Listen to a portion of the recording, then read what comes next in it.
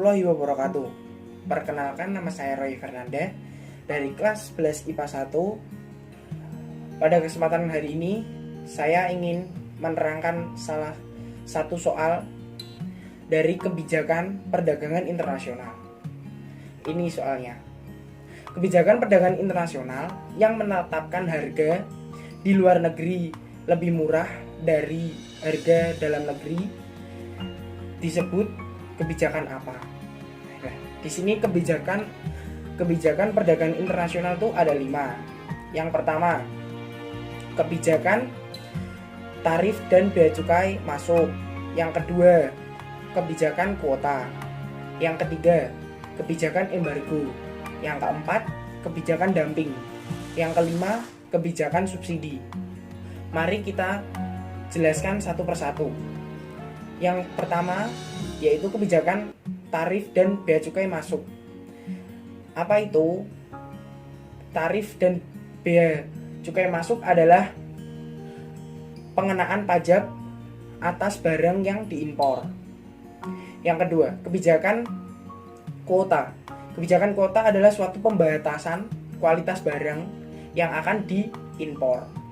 Yang ketiga, kebijakan embargo. Kebijakan embargo adalah pelarangan impor terhadap suatu barang. Yang keempat, kebijakan dumping.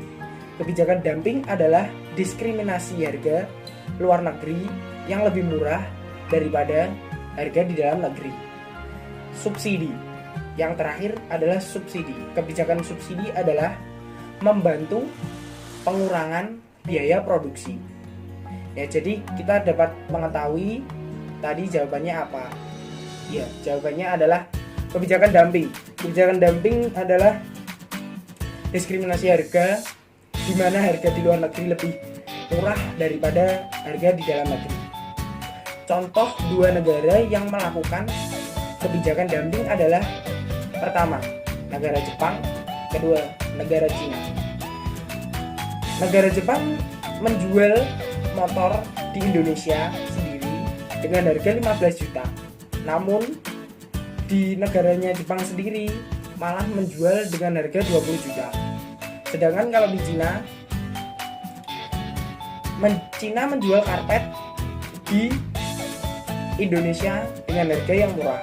Namun Indonesia sendiri malah menjual karpet dengan harga yang mahal. Di balik itu semua, kebijakan dumping memiliki syarat-syarat yang harus dipenuhi, yaitu syaratnya adalah permintaan terhadap barang yang diproduksi di dalam atau di dalam negeri kurang elastis dibanding dengan di luar negeri yang memiliki kondisi pasar persaingan sempurna. Yang kedua, konsumen di dalam negeri tidak mungkin membeli produk tersebut di luar negeri. Ya, mungkin itu saja yang dapat saya sampaikan. Mohon maaf jika ada salah tutur kata. Semoga bermanfaat untuk kita semua. Tetap jaga kesehatan. Wassalamualaikum warahmatullahi wabarakatuh. Saya melanjutkan tadi soal yang selanjutnya. IMO termasuk dari devisa apa? IMO sendiri adalah kepanjangan dari International Money Order. Devisa itu adalah suatu penghasilan suatu negara. IMO adalah surat yang berfungsi sebagai sarana transfer internasional atas nama beneficiary tertentu yang dapat dibayarkan tunai oleh bank atau agen insure apabila ditunaikan langsung oleh penggunanya. IMO merupakan objek inkaso bagi paying bank atau paying agent yang harus ditagih kepada user setelah dibayarkan. IMO adalah contoh dari devisa gira.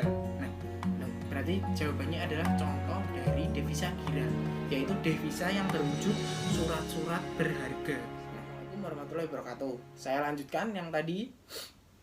Yang terakhir, perdagangan yang dilakukan oleh 2 negara untuk saling memenuhi kebutuhannya disebut yaitu perdagangan internasional. Perdagangan internasional adalah perdagangan yang dilakukan oleh 2 negara atau lebih dengan atas unsur bekerja sama untuk meraih keuntungan satu sama lain. Jadi kita tuh tidak bisa hidup sendiri tanpa bantuan negara lain. Perdagangan internasional itu penting sekali bagi Indonesia karena Indonesia itu juga SDA-nya lengkap, SDA-nya banyak. Jadi kalau kita tidak bekerja sama, malah kita yang rugi sendiri. Mungkin itu penjelasan saya. Maaf jika ada yang salah. Wassalamualaikum warahmatullahi wabarakatuh. Assalamualaikum warahmatullahi wabarakatuh. Perkenalkan, nama saya Raffi dari kelas 11 IPA 1. Dan kali ini saya ingin menjelaskan salah satu soal mengenai perdagangan internasional. Soalnya adalah impor. Perhatikan akun berikut: impor barang dan jasa, ekspor barang dan jasa, pembayaran bunga dan dividen, penerima cicilan untung.